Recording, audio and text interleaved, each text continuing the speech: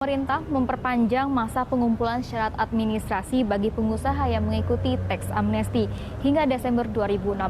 Perpanjangan waktu itu diberikan sebagai upaya untuk menjaring dana lebih banyak dari program teks amnesti.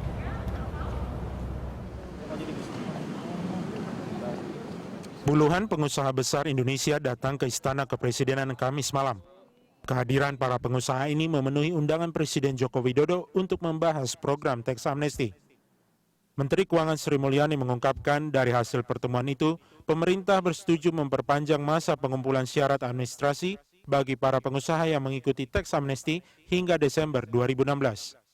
Namun yang terpenting menurut Sri Mulyani, pengusaha tetap melakukan deklarasi dan membayar uang tebusan sampai 30 September. Para pengusaha mengatakan hal-hal yang apabila persyaratan, karena mereka mengatakan masih ada yang membutuhkan untuk persyaratan dokumen. Jadi kami memberikan penekanan bahwa secara undang-undang, maka yang penting adalah melakukan deklarasi dan membayar berdasarkan jumlah deklarasi yang dia sampaikan dengan rate yang ada. Kalau pada minggu ini berarti masih 2%. Dan membayar tebusan, sementara persyaratan administrasi dan dokumen pendukungnya masih bisa kita atur untuk bisa disertakan atau diserahkan sampai dengan akhir tahun ini. Sementara itu, Ketua Umum Kadin Rosan Roslani menyambut positif keputusan pemerintah. Dengan adanya keputusan tersebut, para pengusaha dapat menyiapkan segala kelengkapan dokumen teks amnesti. Memang nih untuk administrasi ini nggak gampang ya, saya sampaikan dalam beberapa hal, terutama konsolidasi perusahaan. Karena di kita nih pengusaha ini kan perusahaannya ini bukan hanya puluhan atau ratusan, tapi ada yang 1.000 lebih juga, saya sudah pernah sampaikan ya. Sehingga konsolidasi itu membutuhkan waktu untuk bisa konsolidasi.